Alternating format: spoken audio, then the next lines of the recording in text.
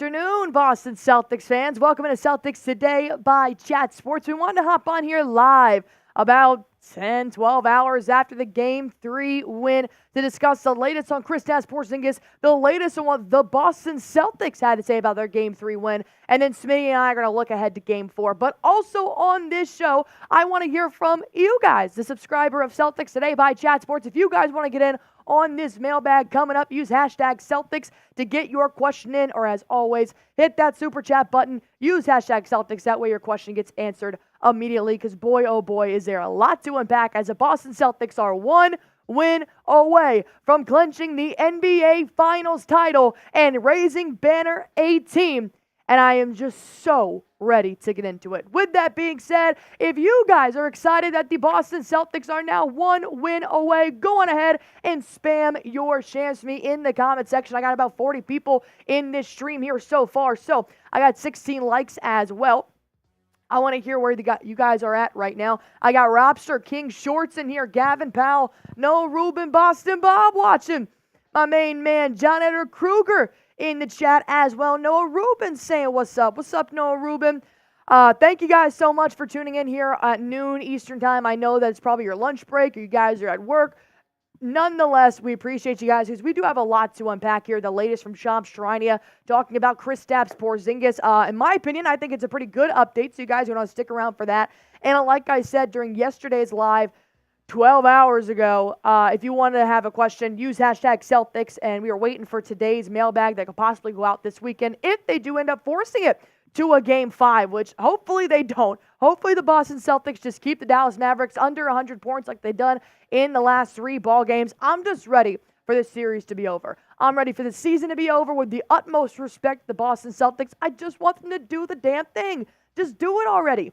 So with that being said, I want you guys to go ahead and give your one-word reaction to the Boston Celtics Game 3 win, because it was interesting, to say the least. They went down 20 points. They came back. They ended the first quarter down by 1, and what was probably the Mavericks' best quarter that they're going to have here in the NBA Finals, and then push it along to Game 4. They blew a 20-point lead, 20-plus point lead. They allowed the Mavericks to crawl back to within 3 in the fourth quarter, and then boom, Luka Doncic fouls out. His first ever time fouling out in the NBA playoffs, which is extremely interesting. I saw the Boston Celtics broadcast at a lower third on Luka during his press conference, says has fouled out in the NBA Finals more than he has won an NBA Finals game, which is pretty intense there for the Boston Celtics broadcast to do. Lionheart saying beautiful, Boston Bob saying exhilarating. I have Lionheart saying team. Nicholas saying clutch. King Short saying beautiful. Robster saying close. I got Noah Rubin saying intense. It was definitely intense, man. I feel like I saw this tweet a while ago, and it was talking about being a Boston Celtics fan. It was like, if you are not clenching your heart and holding your breath watching the Celtics play, are you really a Boston Celtics fan? Gavin Powell saying awesome. Lionheart saying Luka trash. I got Dylan saying hashtag Celtics. How are we celebrating when they win it all? Well, we got to get through Game 4 first, my man. Oscar saying roller coaster. That's for sure. Gavin Powell, one word, Luka is a crybaby. That was crazy, him fouling out with 4 minutes left to go in the fourth quarter when you're up by 3. We were down by 3.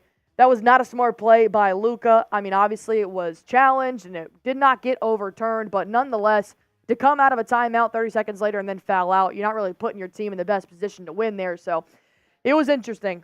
John R. Kruger saying clutch. I got King Shorts in here saying beautiful as well. All right, well, now we got to look ahead to Game 4 here. Game 3 is behind us. Whatever word you want to use to describe it, it's over. It is over. Now we got to look ahead to Game 4. Smitty and I are going to give our keys to victory for the Game 4 coming up here just shortly. So what do the Boston Celtics need to change for Game 4? I want to hear from you guys. We'll tell our standpoint later in this live stream. I got about 45 people watching here so far. What do the Celtics need to change in Game 4?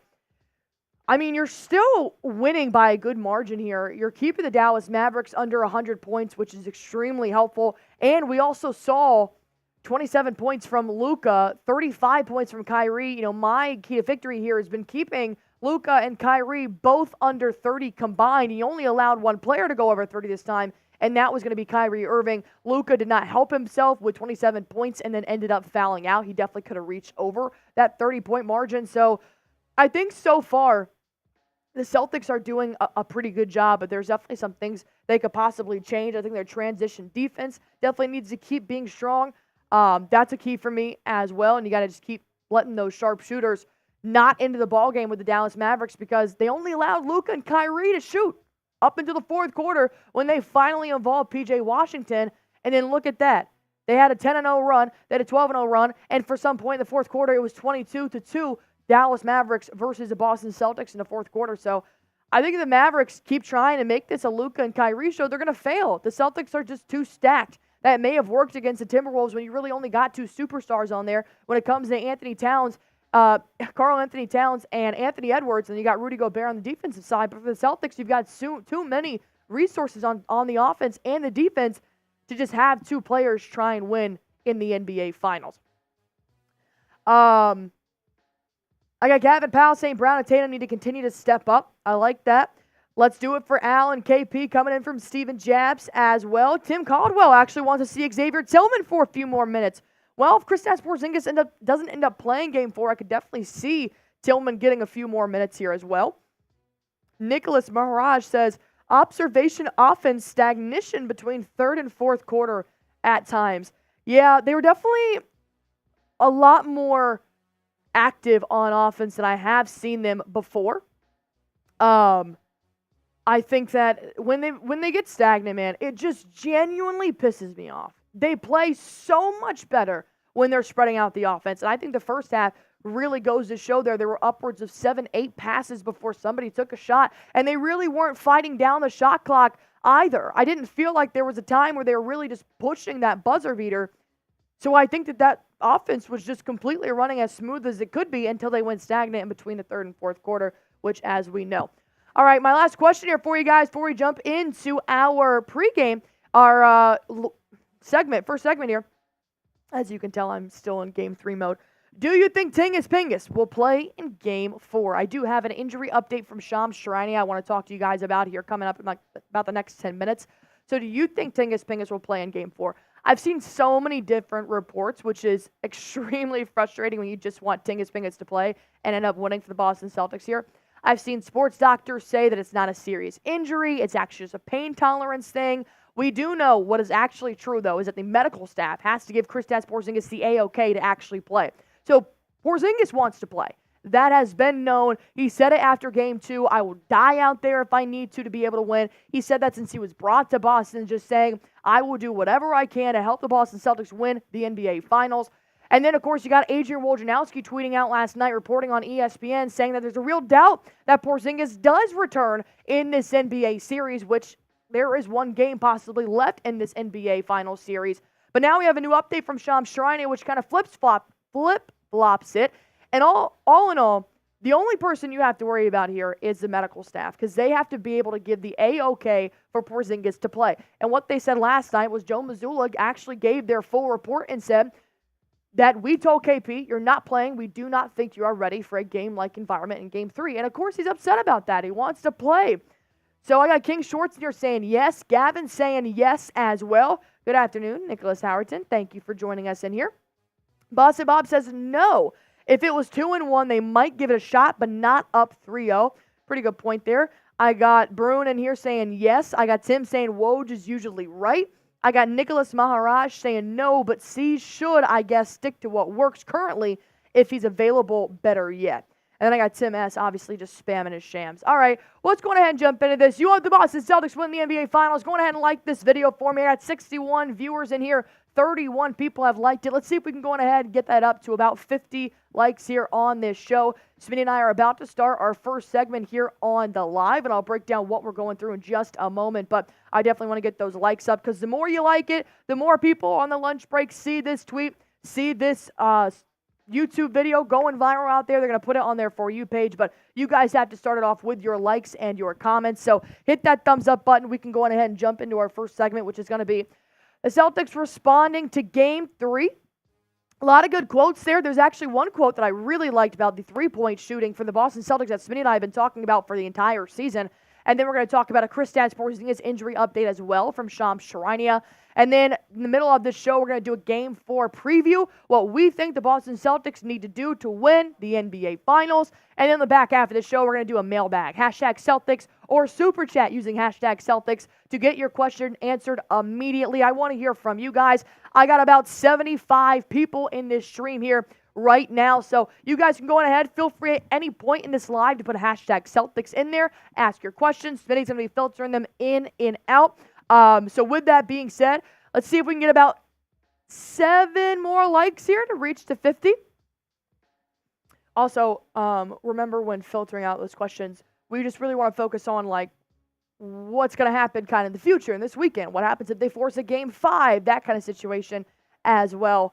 But all right, 6 more likes. We're going to go ahead and jump into it. So you guys are going to move this show along, or we can stay here, talk about whatever, but I'm not starting that first segment until we have 50 likes here. So if you guys want to get that going, go on ahead and like this video. Oh, God, I got like 6 hours of sleep last night. It's so hard to go to sleep after a watch party. You're just all hopped up on Mountain Dew and energy, and you're coming off that big win. And they got to come in here, and we're doing it live. That's what we want to do. We want to be able to talk to you guys, have you guys talk to us as well about what you think of the Boston Celtics. That's why we have this channel, is that I talk, you guys talk, and then we talk about it. So go on ahead and like this video for me. Nick Howerton, how's it going? Your girl's tired. Your girl is tired. I just want to win the NBA Finals, man. I just want to take it tomorrow. Take it tomorrow, and then we can jump into the offseason because there's so much to talk about with the offseason as well. I mean, obviously, the Boston Celtics have the best roster in the NBA. What's that going to look like moving forward? So I just want to be able to celebrate. I'm just so tired of being superstitious, and I'm like, we're up 3-0. I want to celebrate, but I can't because job's not finished. Just ready to celebrate, man. All right, 2 more likes, and then we're going to jump into our first segment here. As always, feel free to use #Celtics to get on our mailbag Q&A. Actually coming in here saying greetings from Argentina. Appreciate you, my man. Thank you for watching Celtics Today by Chat Sports. All right, let's go ahead and jump into our first segment here. We got 50 likes. So like I said, if you guys want to super chat, do whatever, feel free. But we will not address it until after we are done with this first segment cut. So we're just going to do it live right here with you guys. Feel free to comment, like, share this video, do all that fun stuff. All right, Smitty, let's go on ahead and jump into it.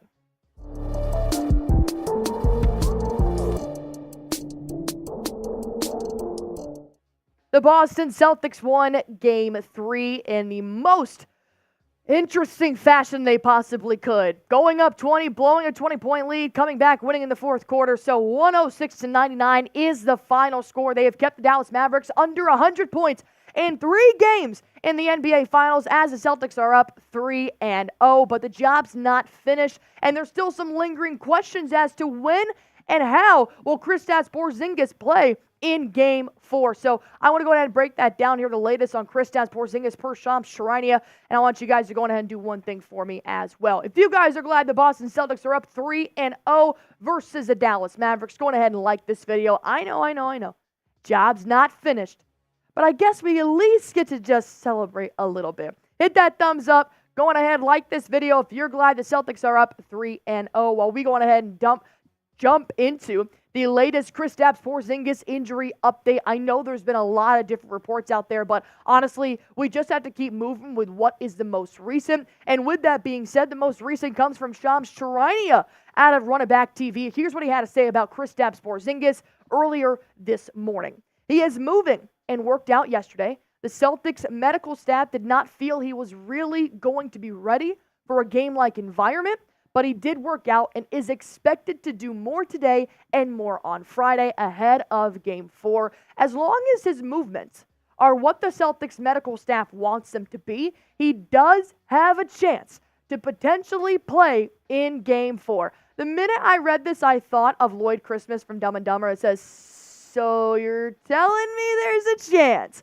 I'll take the chance, man. I'll take the chance for Kristaps Porzingis to possibly have just a minutes restricted type of game to help him win the championship ring with the Boston Celtics in Game 4 as they're already up 3-0. Like I said, I think the best information we can do with right now is the most recent information because he is day to day. He has not been ruled out of the NBA Finals. I know there are other reports out there. ESPN's Adrian Wojnarowski saying there is real doubt that he may miss the rest of the NBA series, but nonetheless, Shams Charania is saying there is a potential KP can play. We saw it yesterday in Game 3 as well. He was on the bike, he was moving, he was talking to the trainer, so they're going to make sure he is completely ready to go before he steps foot on that court, which could possibly be as soon as tomorrow in Game 4. I'm super excited. I do hope Kristaps Porzingis can play. He's been such a huge part of this Boston Celtics great regular season and the playoffs, what he could play. So with that being said, there is a potential chance Kristaps Porzingis can play in Game 4 per Shams Charania. All right, we're going to get into what the Boston Celtics had to say about the Game 3 win. But first things first, I want to make sure you guys also have the latest fashion for your Boston Celtics. Go to chatsports.com/NBA Finals, and you guys are going to be able to get the official NBA Finals t-shirt. Let me tell you, I think these are the most classic t-shirts you can find out there. Whenever I go thrifting, whenever I'm going to Goodwill, or if I'm going to like a vintage sports shop, I'm looking for these shirts specifically. I love when they actually have the game, the matchup, the time, the place. I think it's perfect because look, 20 years from now, when you guys are telling your grandkids about how you were there when they won Banner 18, boom, you give them this shirt. They have the hottest shirt out there. So you guys can get it right now. You can rep it right now, especially if the Celtics do end up winning the NBA Finals. You're going to want this for memorabilia purposes. Chatsports.com/NBA Finals. If you've got a special man in your life as well, loves the Boston Celtics or even the Dallas Mavericks as they're on this shirt as well, I highly suggest getting them this for Father's Day coming up here. Chatsports.com/NBA Finals. That's how you guys are going to get this t-shirt. Use that link. It'll be posted underneath this video as well. Easy access. But one more time, chatsports.com/NBA Finals. Let's listen to what Jaylen Brown had to say about being up 3-0 against the Dallas Mavericks. He said, I don't even really have the words. It kind of doesn't even really feel real right now. I'm just trying to stay in the moment. It feels great to be up 3-0 in the series, but the job's not done. This is Mamba mentality. Job is not finished. And this is what the Boston Celtics are all about on the locker room. You see it at their Game 1 when Jaylen Brown said, don't get cute, fellas. You see it at their Game 2 saying we got to be hungrier. And now Jaylen Brown, Game 3, I don't have the words for it because they're one win away from the NBA Finals. Winning it.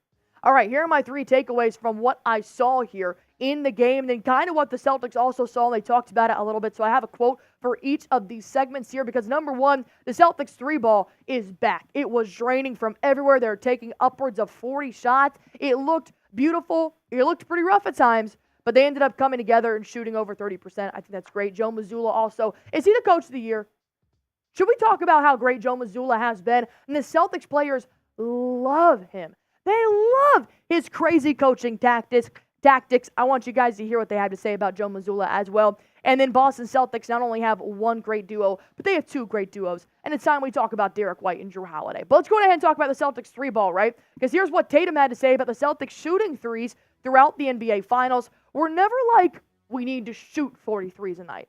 But if we play to our strength and space how we're supposed to, it just finds the right person. And we don't turn down any great shots. We have seen that. The Boston Celtics are phenomenal at spreading out the offense, driving down low, kicking back out, and finding a wide open three-point shooter. And most of the time, it goes in because they have lethal three-point shooters as well. And here's what they've done so far in the NBA Finals when it comes to that three-point percentage. Because as you guys can see in Game 2, was not good. They ended up winning this ball game. Why? Because the Dallas Mavericks actually had an even worse three-point percentage in Game 2. But Game 1, they shot phenomenal 38%. That's what led them to a blowout win in TD Garden. And then last night in the Dallas Mavericks arena, 37%. And it took a while for those 3 balls to fall. Even Derek White, he ended up shooting 4 of 10. And those 4 took a while to be able to find that rim. So I do appreciate that the Celtics don't feel like they need to take upwards of 40 shots. But Smitty and I have been talking about this. The Celtics just do better.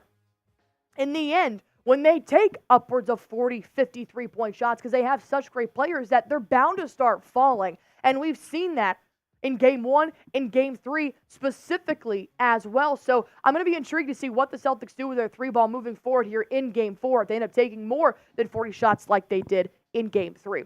Let's talk about Joe Mazzulla as well. Is he crazy? Is he brilliant? Or is he just crazy brilliant? Because I've been seeing all these crazy tactics that Mazzulla is doing with the Boston Celtics, and for some reason, it's working. The players love him, man. Love him. Jaylen Brown, on what the Celtics coaching staff has done so far in this playoffs, it speaks for itself, saying the coaching staff has been fantastic all season long. It's just been super organized. We walk through all different types of scenarios. We're overly prepared. And then on Joe Mazzulla, he said he's been coaching his ass off. Derek White even said, I think Joe is a basketball genius. Obviously, Joe Mazzulla led his team to the NBA Eastern Conference Finals Game 7 last year, but that even wasn't his team. That was the team that he was given from Ime Udoka once he was fired. And now when he's done for a full year, he's just made it different. I'm sure this has probably been a very different experience for every single player that's on this roster right now. And what I'm talking about is he has different approaches to keep that dog in the fight. You got Joe Mazzulla here. Here are just some stories, rumors that I've heard about Joe Mazzulla's coaching, is that he plays UFC fights to motivate the Celtics. I saw yesterday that he said, even when you guys think you're up, you can get your ass beat, and that's what the UFC fights are showing these Boston Celtics players. He also shows animals hunting in the wild and how they track their prey. That's crazy to me. That's got to be crazy. That's literally putting the dog in the fight. I think that's crazy that he's pulling out Animal Planet to show these Boston Celtics how real-life wild animals do it out there and how we should be real-life wild animals out here on the court. I mean, if it works, it works. And he also blares crowd boos in practice. This one isn't a new coaching tactic, but I do think it still works as well because they even said Dallas was intimidating. And the fact that they're just constantly pumping that kind of crowd noise into the arena while they're practicing does help them prepare for any type of crazy environment that is going to be upheld for the Boston Celtics moving forward here in the NBA playoffs. And then I want to talk about one more time here, Jrue Holiday and Derek White. They're cooking right now. The two of them combined, the two of them separately. And I remember all this stuff going on ahead of the NBA Finals is, who's the better duo, Jason Tatum, Jaylen Brown, or Kyrie Irving and Luka Doncic? And I'm like, you can have that argument, but you got to think, how many duos do the Dallas Mavericks have? One, Kyrie Irving and Luka Doncic. How many duos do the Boston Celtics have? Two. Jason Tatum, Jaylen Brown, and Derek White and Jrue Holiday. That backcourt has been phenomenal guarding Luka and Kyrie in 3 games in the NBA Finals. Here's what Derek White had to say about his teammate Jrue Holiday. Jrue is literally everywhere. It's unreal. I don't know how he does it. Try to learn as much as I can from him. And he's just when you think you've got an opening, he's just unreal. Holiday and Derek White, I saw this phenomenal play here. Jrue Holiday is looking like an offensive lineman out there trying to block a quarterback pass from Kyrie Irving.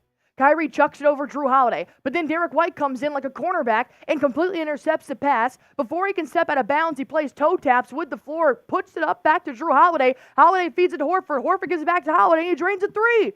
I mean, it's like they're reading each other's freaking minds out there, and they just keep showing me time and time again how dominant this duo can be moving forward.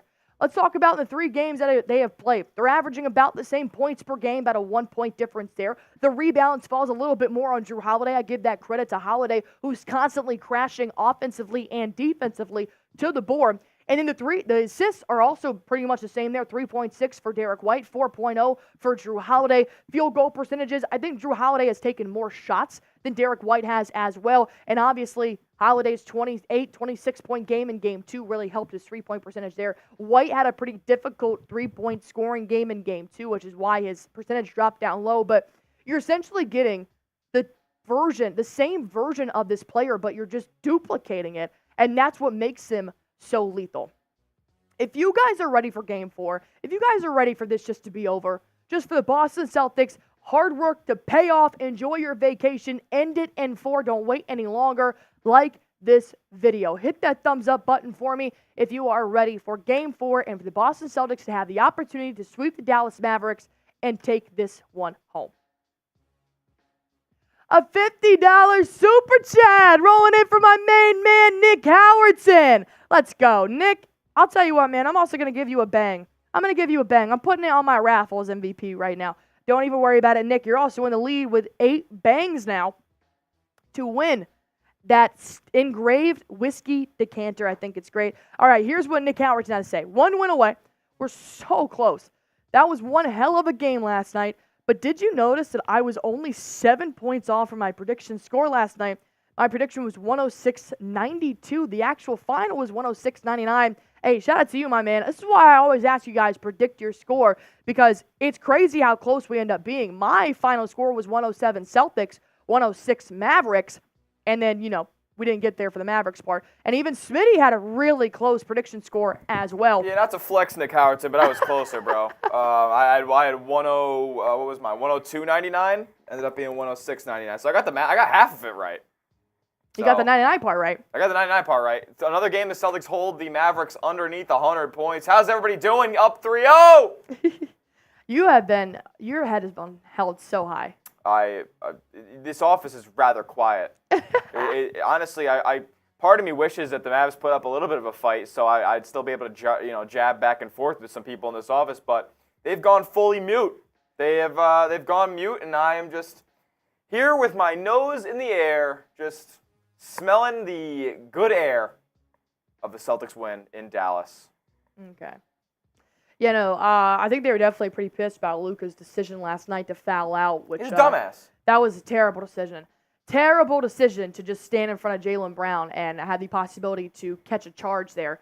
And honestly, his first, and I was watching a couple of videos about the game last night, and Luka's first foul of the game was, inexcusable as well. He just, in the half court, reaching in the cookie jar for no reason, just gambling for no reason when you had help defense behind you. That a foul like that comes back and ends up biting him. And he had multiple foul calls throughout this game that were actually like his sixth, where he just steps in front of a body on the Celtics and tries to stop them, I guess, but it ends up being late, and he's shuffling his feet, and it ends up being a foul.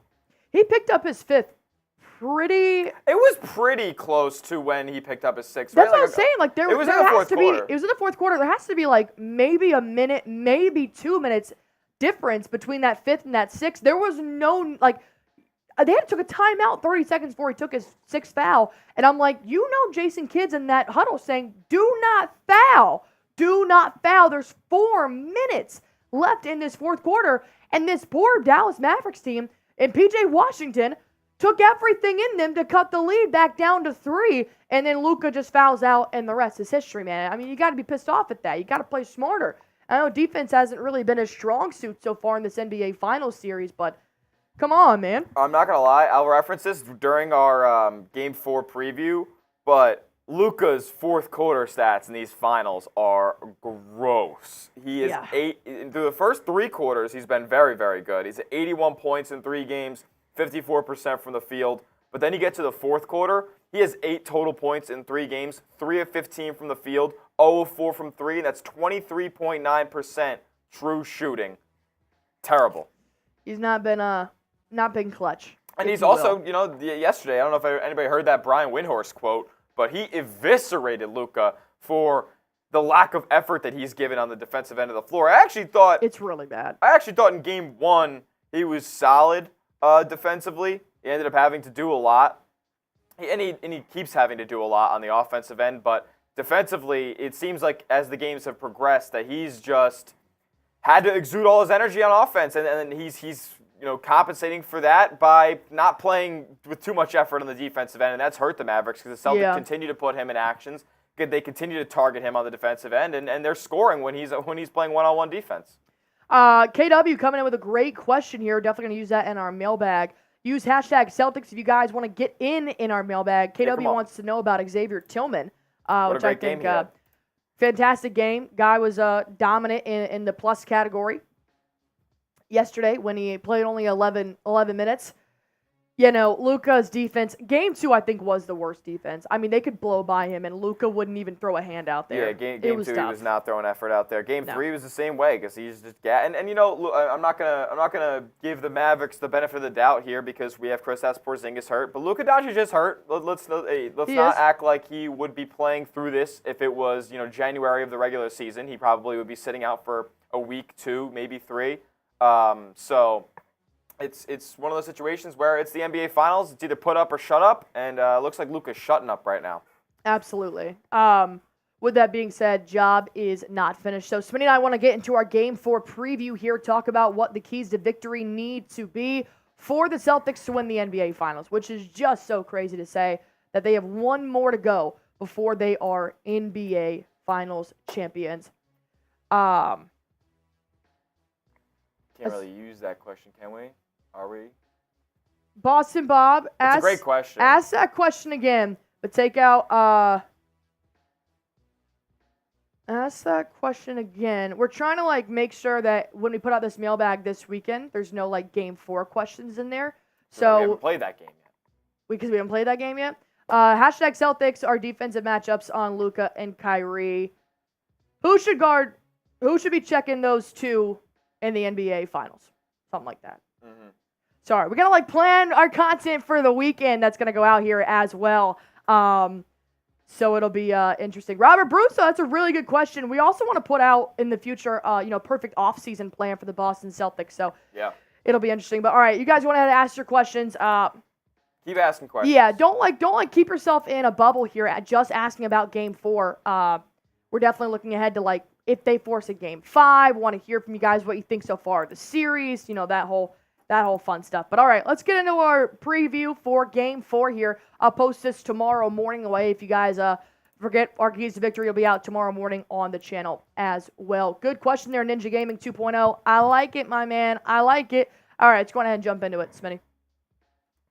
Coming up here on Celtics Today by Chat Sports, there is one more game, possibly for the Boston Celtics in this NBA Finals series. We're going to be previewing our keys to victory, our predictions for the Game 4 matchup between the Boston Celtics and the Dallas Mavericks in the American Airlines Center. It's going to be a good game, considering the Boston Celtics possibly have about 48 minutes to see if they can be NBA Finals champions. Before that happens, you guys, give me your crystal ball predictions, the score of Game 4 of the NBA Finals. This could possibly be the score you talk about for the next decade or so if the Boston Celtics do end up winning the NBA Finals, because believe me, you're going to be somewhere in a Boston bar saying, I remember where I was when the Boston Celtics won 108-100 over the Dallas Mavericks to win Banner 18. That's why your score is so important. Predict the score down below. I'm going to allow my producer Tyler Smith to jump in here as well, breaking down the keys to victory. We got 5 here. Stay with us here. We're going to go through a lot of these, but it's crucial. It's crucial. We got to have these 5 keys to victory to win Banner 18. Smitty, go ahead and start us off here with number 1. Yeah, keep making Luka's life difficult. We saw in Game 3 that, he was visibly frustrated throughout the game with just the fact that the Celtics put him in so many actions defensively. He was picking up cheap fouls. Were the officials not necessarily were they giving him the room to be physical? Not really. For a superstar in Game 3 at home of the NBA Finals, they had a pretty tight whistle throughout the game on Luka Doncic, but he didn't do himself any favors in that regard, right? He's got his hand in the cookie jar early on in this game, picking up cheap ones, and then you fast forward to the fourth quarter, and a block charge call goes either way. They're going to give it to Luka, who's been kind of susceptible to fouling all night long. Got to keep putting him in actions. You got to keep putting help defenders out there when he's on the offensive end. Overall, you just got to make his life difficult and make it as difficult as possible for him to will this Dallas Mavericks team to victory, because we haven't seen their role players step up yet. It's been Luka, it's been Kyrie in Game 3. And you just have to keep making things hard on Luka Doncic. It's pretty obvious that Luka is exerting all of his energy on offense. Yeah. There is very little energy that I'm seeing on the defensive side, and maybe that's a tactic for Luka so he doesn't wear himself out, but I think it's a pretty It's not a good tactic one when anybody on Boston can take him off the dribble. That's what I'm saying. It's pretty crappy if he does decide to do that, but you saw his Game 3 defense was a little bit better than his Game 2, but still, he was not making the smartest decisions as the superstar in this team, because Luka and Kyrie were the only 2 players that were scoring for the Dallas Mavericks through 3 quarters. Yep. I'm telling you, the Dallas Mavericks role players didn't even have more than 4 shots taken.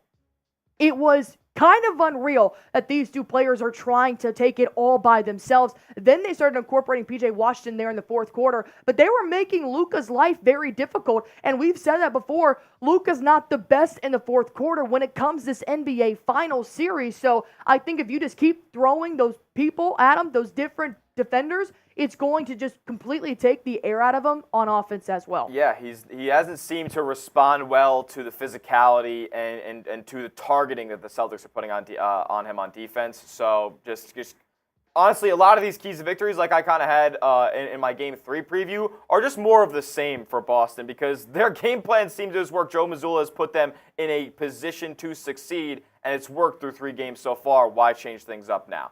Number 2 on the keys to victory for Game 4, drive, Jason Tatum and Jaylen Brown. It is paramount that they continue to get into the paint, kick out to shooters. The Celtics got off 47 three-point attempts in Game 3, and I think that was a byproduct of just the fact that they were able to penetrate, dribble penetration into down low, draw help defenders from Dallas, and kick out to open shooters. We saw a new level of Jaylen Brown's playmaking really in Game 3. He had 8 dimes out there. And over the season, this has kind of been an element that he's added to his game a little bit more that we haven't seen in prior seasons for Jaylen Brown is be that primary ball handler, be able to run the screen and roll and get into the paint and then kick out to open shooters. That's kind of been something that Jason Tatum has progressed on a little bit quicker than Jaylen Brown has in his career, but they're both doing it now, and that's making the Celtics just the more deadly, being able to drive and kick with those 2 bodies. You either get a layup or you get a 3. That's Celtics Mazzulla ball mantra. Yeah, you got to give credit to Jason Tatum for really pulling the Boston Celtics out of the hole in the first quarter. His 3 ball was falling. He nailed 2 threes in that first quarter, which brought them back. And I wasn't even a fan of those 2 threes they did end up taking because I thought that Tatum's game was a little bit more efficient when the second quarter came around through the rest of the game. When he starts to drive, because Tatum has that ability to draw those defenders down. But I also like what I saw from Tatum's play with that drive in Game 3 was that he was actually finishing at the rack more than he was in Game 2 because I'm all for racking up those assists, man. I like getting those double-doubles for him as well, even those triple-doubles, but I do think that Tatum also has the ability to be such an effective rim finisher that I do think that when you do drive, don't be afraid to not kick out. I'll always be open for an open 3. You know, Derek White has really excelled his catch-and-shoot 3 game, but I also do like the aggressive Brown and Tatum that you can get, and even Holiday, who has just mastered the up and in reverse layup off that backboard this series as well. So I want the Celtics not only drive, but not be afraid to finish at the basket once you get down there as well. We're going to get into the next 3 out of 5 keys to victory here. But first things first, I do want to tell you guys about this great deal that you guys can go find here on Fanatics right now. They are a sponsor on Celtics Today by Chat Sports. If you guys are looking for an NBA Finals t-shirt, well, this is the place to get it. If you guys want to use that code right here, chatsports.com/NBA Finals, that link will also be posted on this video underneath in the comment section. Easy way to get to this website, but I think this NBA Finals shirt is just dope. It's timeless, it's classy, you can wear it, women, men, doesn't matter. They got youth as well, and I said this before, but I think these are the epitome of just vintage t-shirts that are in the making. When you're looking for an NBA Finals game, you know, I remember Father's Day a couple years ago, I was looking for something. He played football at Virginia Tech, and I'm thinking, I want to see if I can find a Virginia Tech t-shirt with the matchup in the Peach Bowl. And so when you look for t-shirts like that, that's why I think it's so important to get these when they do come out, because we don't know the next time the Boston Celtics will be in the NBA Finals. You want that merch. You want that memorabilia. I still have my very first NFL game that I went to. I have that conference game t-shirt right now in my closet. So chatsports.com/NBA Finals. That's going to get you this piece of memorabilia that's going to keep with you for the next couple of years of your life. Let's go ahead and jump into number 3 keys to victory here. Continue to switch and guard tough. We know that Kyrie Irving and Luka Doncic are the only 2 players you really have to throw your best defenders at. Jrue Holiday has done a phenomenal job of continuing to switch. There were several moments, Smitty, where I actually saw the Mavericks who were trying to do one of their best assets here, and that's set the screen to allow Luka to pop around, score from the 3, Kyrie Irving pop around, score from the 3. Jrue Holiday would avoid that screen. He doesn't want that switch. He wants his man on Kyrie Irving, but he also isn't selfish, and he would take that screen all the way back to the basket, allow Jason Tatum to come on Luka Doncic, something like that. But it doesn't matter who you're guarding, you have to guard tough, Smith. Yeah, I mean, it's not a completely complicated defensive strategy for Boston, right? They're switching everything on screens because they have good enough on-ball defenders to guard 1 through 5. Jason Tatum, when he gets switched onto a big man, I'm not worried. When Al Horford gets switched onto a Luka Doncic, Yeah, it's probably not the most advantageous defensive matchup for Boston. But even Hauser and Pritchard. But it's worked. Yeah, I'm gonna mention Hauser and Pritchard as well. These guys get switched onto Kyrie Irving, and obviously Pritchard might start on Kyrie Irving, but gets switched onto Luka, and he's playing tough defense. Yeah. Hauser's playing tough defense. Brad Stevens has crafted this roster with guys who are able to shoot and guys who are able to guard. That's why the Celtics have not had to fall into the Timberwolves trap or prior opponents of Dallas's trap of having to throw blitzes at Luka Doncic or having to double team Kyrie Irving or a primary ball handler for Dallas. It just doesn't work when you're playing the Boston Celtics because everybody on this roster can guard one-on-one. Slide your feet, you got help defenders in the gaps, and everybody is in tune on defense. Just continue to switch. The Mavs want to run these high screen rolls. The only time that I actually saw the Mavs have any success with the Celtics switches is actually when Jason Tatum kind of got mashed up on a Luka Doncic early on in this game. But as it progressed, Jason Tatum continued to play. He progressed to play better defense on Luka Doncic throughout the game one-on-one. So if you just continue to switch, the Mavs aren't going to have many open lanes to be able to play because there's a defender right in front of them. The Celtics don't care if the Mavs are running these high screen rolls and trying to get switches because all their players can guard one-on-one. That kind of falls into here of number 4 for the keys to victory is we're going to move to the offensive side here, just constantly moving that ball, never staying stagnant. Obviously, we've said that from day one, but I do think that they took that lead in the third quarter because they were just making the Mavericks defense chase them. It was beautiful, and they had to make that defense constantly pull up a mismatch there. When you had just you had Hardy, guarding Jason Tatum, it just wasn't good for the Dallas Mavericks because they're just playing roulette with these defenders right now. And then what's even more beautiful is that when you have upwards of 8 passes around the perimeter, which I do like, and then you give it to Drew Holiday, who ends that perimeter passing, drives down low, and his court vision is so good, he can look at the rim and dish it back out to Derek White, who's wide open for 3.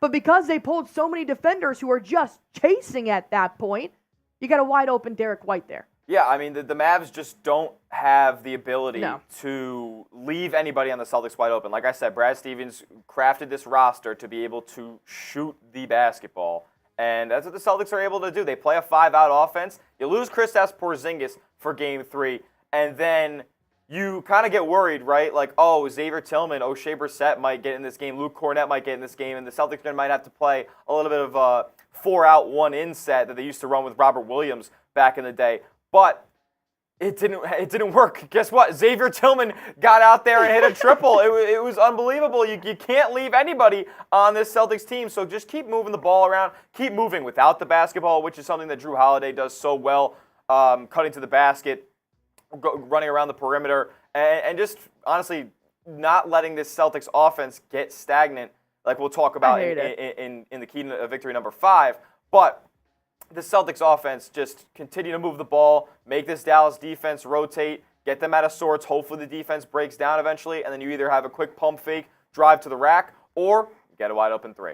And then with number 5 there, don't settle when Dallas makes a run, because we saw this in Game 3, and this is what just kind of boils my blood here is that you had a 20-point lead, you lost it in the fourth, that's okay. Teams do that. I don't like it, but it does happen. But then the Celtics just kind of completely forget how to play Celtics basketball there. They're either just letting Jason Tatum go in ISO, which isn't horrible, but also when you have so many sharpshooters, you just spent an entire 12 minutes in the third quarter constantly moving and constantly getting the entire offense involved to make that 20-point lead happen. And they just forget about that tactic altogether. You can't settle for the 3 ball to try and just freak out and get back and create your lead, make it larger. Once the Dallas Mavericks cut it to 3, cut it to 8, cut it to whatever they do, we know the Mavericks' strength is their offense. If they cut the lead, it's going to happen. But the Celtics, whether it's Joe Mazzulla calling a timeout or the Celtics taking care of it on the court without a timeout, just calm down, get back to Celtics basketball, and for the love of God,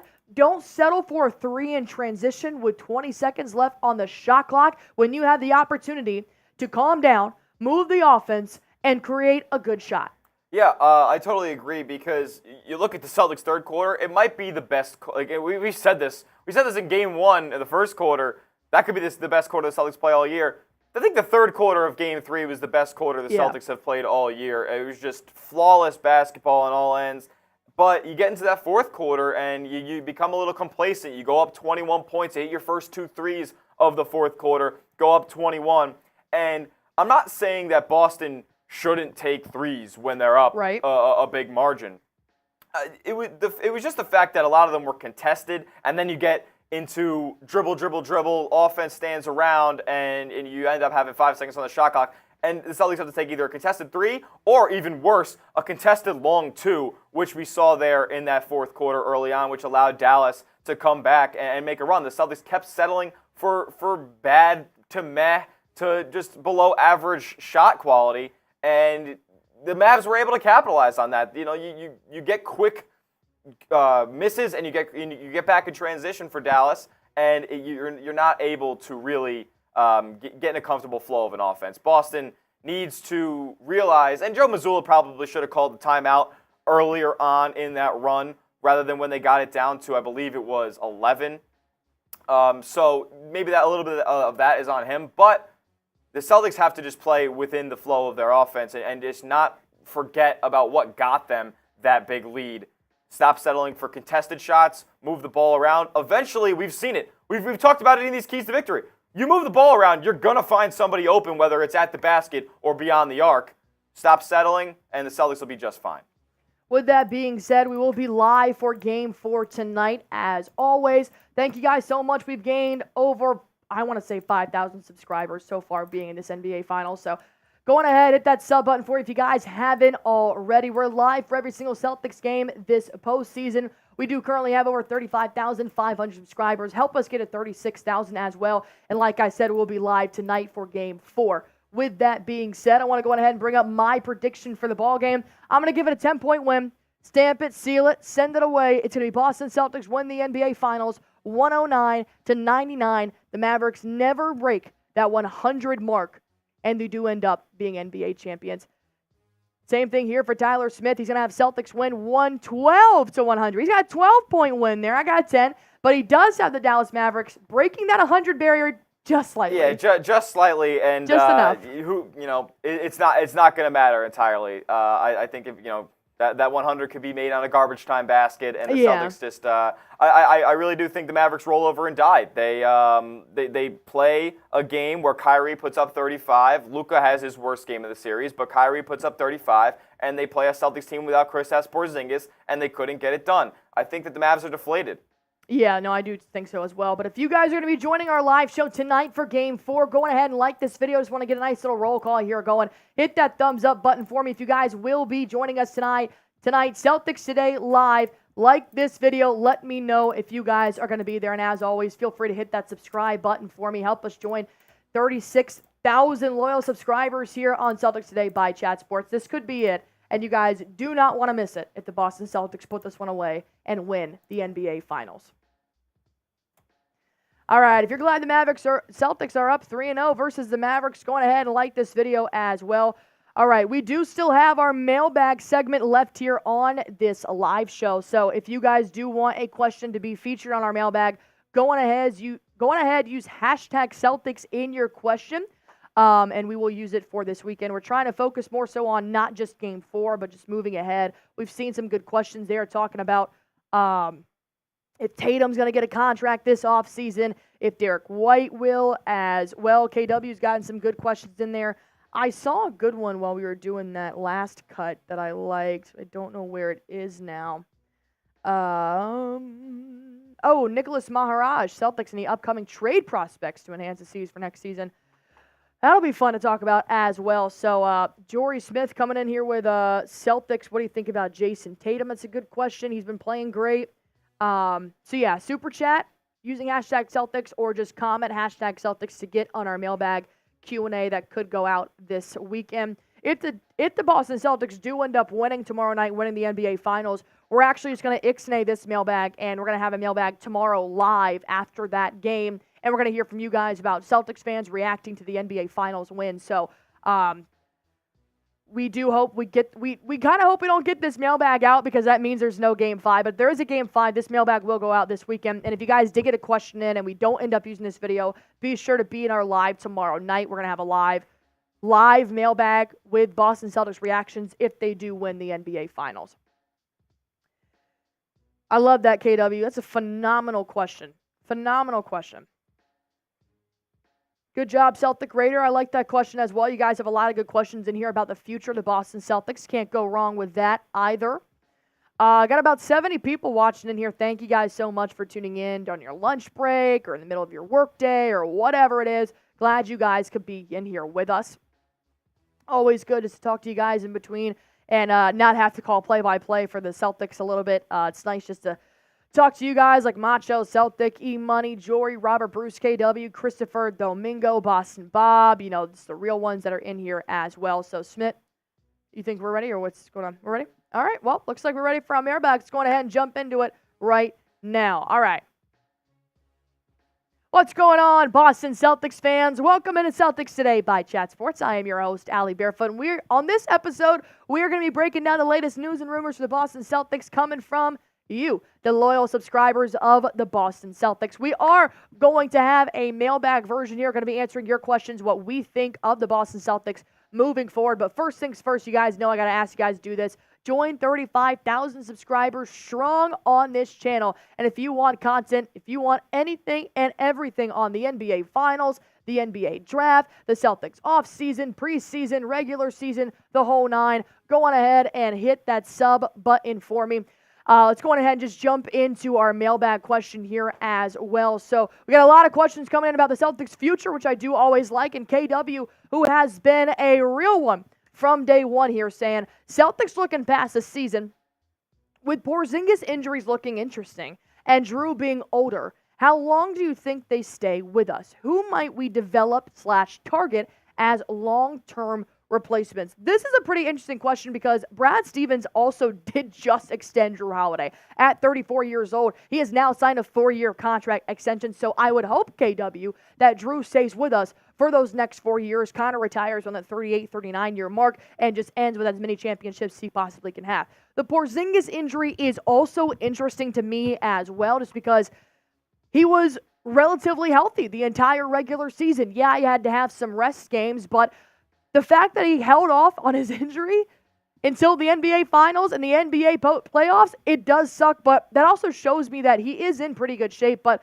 for a 28-year-old, I do think this is still the better option to have over somebody like Robert Williams, who I unfortunately think is a phenomenal basketball player, but I don't know how his injuries are going to hold up moving forward. So with Porzingis, you also had that risk there, but I could see Porzingis playing with the Boston Celtics for a very, very long time, as long as his injuries are sustainable.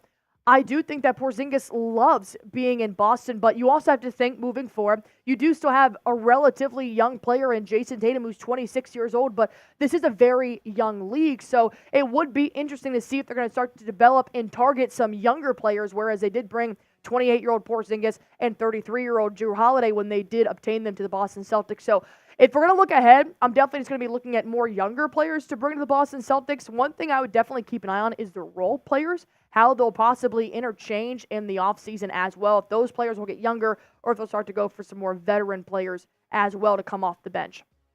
Robert Bruce saying, is Derek White signed for next year? So yes, Derek White technically has a contract through the 2024-25 NBA season. However, an extension can definitely be on the horizon because I think that he has absolutely earned one.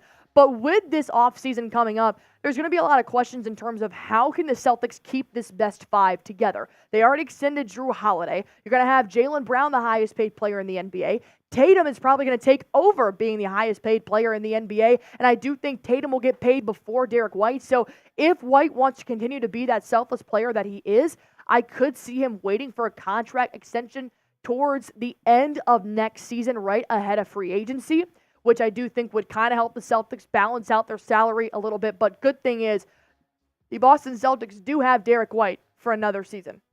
Oscar P. coming in with a fantastic question here. Do you think Tillman should get more minutes? We saw Tillman finally make his NBA Finals debut in Game 3 against the Dallas Mavericks. This was because there was no Kristaps Porzingis in Game 3. So I actually do think that 11 to 12 minutes is about what Tillman should be getting. Yes, when he was in for 11 minutes in Game 3, his plus was about 9 or 10. It was beautiful with what he was doing in that ball game. So I think the amount of minutes that he is in is kind of perfect for Tillman because I think that allows him to not get blown out. It allows him not to get exhausted either. And it's kind of the perfect setting there for a role player because think about it. Pritchard and Luke Cornett don't really play any more than 11 minutes unless they absolutely have to. But I think in those 11 minutes, what Tillman can do, I think, is going to set the tone here moving forward for the Boston Celtics in the NBA Finals. Jory Smith coming in with another question here. Thinking more about the Celtics' future, do you think the Celtics can come back to the finals with their roster right now? I don't see why not. They did it once before. They clinched the NBA playoffs berth in March. They have the best regular season record by a landslide. They took the Eastern Conference by storm with about 12 games ahead of number 2. I think that is the goal for Brad Stevens. That should be the goal for Brad Stevens, is to try your absolute hardest to keep this 5 together. I love it. We don't know what Al Horford's future is going to look like if they do end up winning an NBA Finals. I mean, that man could literally drop the mic right there and say, I'm retiring, because he has absolutely earned it. So you got to start thinking ahead. Can Tillman take over for Horford? Are we going to have to go find another big if Horford doesn't come back? So with that starting 5, if I'm Brad Stevens, I'm going to be trying my absolute damn hardest to make sure they are repeating next year. Quick question for you guys here. Are you worried about the Mavericks in Game 5? We're looking ahead here, and it's going to be tough. Obviously, they're forced it to a Game 5 type of scenario. So let me know down below in the comments if you guys are worried about the Dallas Mavericks in Game 5 coming back to TD Garden. Looky here. Smitty's Burner making a nice little appearance on our mailbag here. Who do we think will win the NBA Finals MVP? It's tough, man, because you got to look at Game 3. That was definitely the game that I thought Jason Tatum really pulled away here. And he had the team high, hit the team high, 31 points. And, you had that with Jaylen Brown, who also had 30 points in there. I think on the safe side, I do think Jaylen Brown's going to be the NBA Finals MVP. I think he's been so efficient on every single box score stat that he possibly could. I also think what's a really good storyline here is that not one ESPN analyst predicted Jaylen Brown to win the NBA Finals MVP. It was like Tatum, it was Irving, it was Luka. Everybody's sleeping on Brown, which I think has given him a little bit of juice there. He's a little bit older than Tatum, and he just won the Eastern Conference Finals MVP. So I'm going to go with JB, but there could be an argument for several players in the Boston Celtics.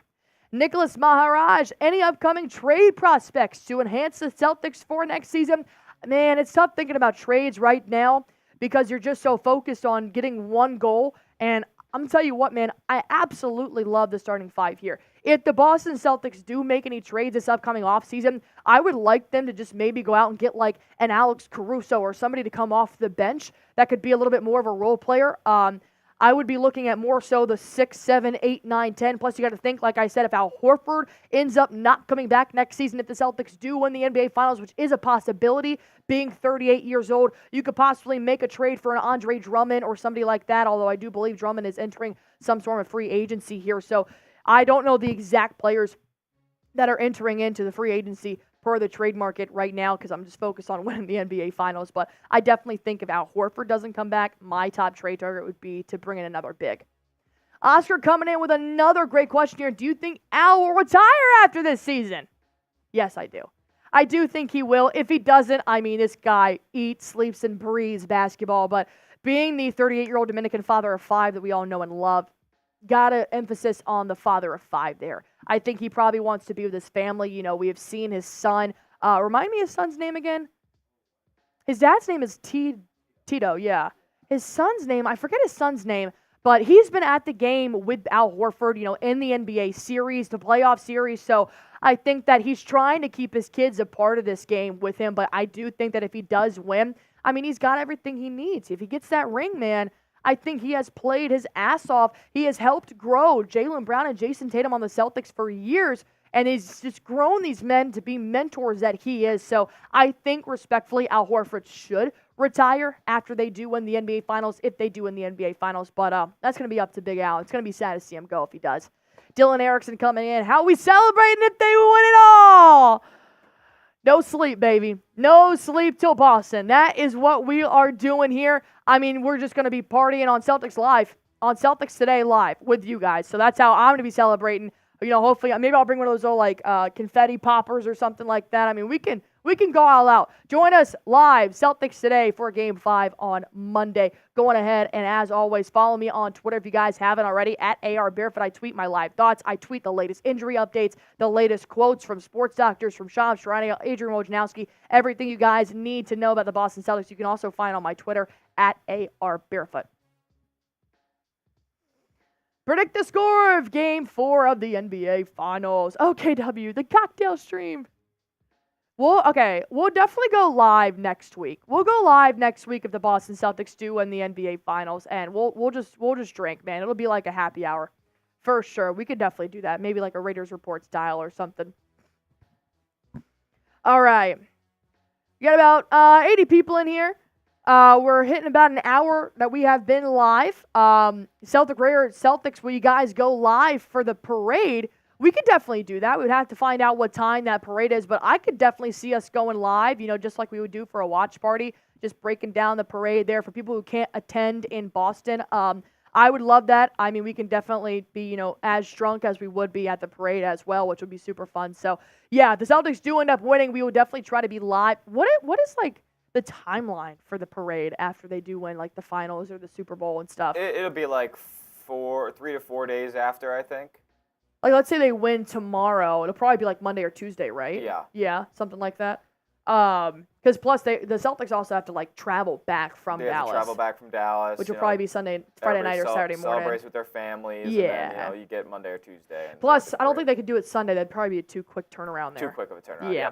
All right, so we'll probably try to go live for that parade if they do end up winning on Friday, tomorrow night, which would just be so nice if they could just get it done, man. Smitty and I had our doubts in Game 3, man. We definitely had our doubts. We thought that would be the game if the Dallas Mavericks took this one away. But I was talking about it with Smitty after the game. I was like, man, it just sucks that it would be in Dallas if they won tomorrow night. And I feel bad for Celtics fans. I want them to be able to be in TD Garden to win that moment. But I also think it's one of those things of I don't think Celtics give a shit where they are as long as the Celtics just win the NBA Finals. So we will be live tomorrow night. No, we are not doing a 24-hour live stream. You guys do not want me awake for 24 hours. This is like 6 hours of sleep, and I'm barely here right now. So with that being said, if you're glad the Boston Celtics are up, like this video, and as always, hit that sub button for us as well. Go on ahead and subscribe for every single game this postseason. We will be live tomorrow night. We're going to do a live show next week if the Boston Celtics do end up winning the NBA Finals tomorrow night. But thank you guys so much for tuning in to this live show. Just a quick little hour here on your lunch break. We got through 3 segments. We're going to post that one today. We may not post that mailbag because there may not be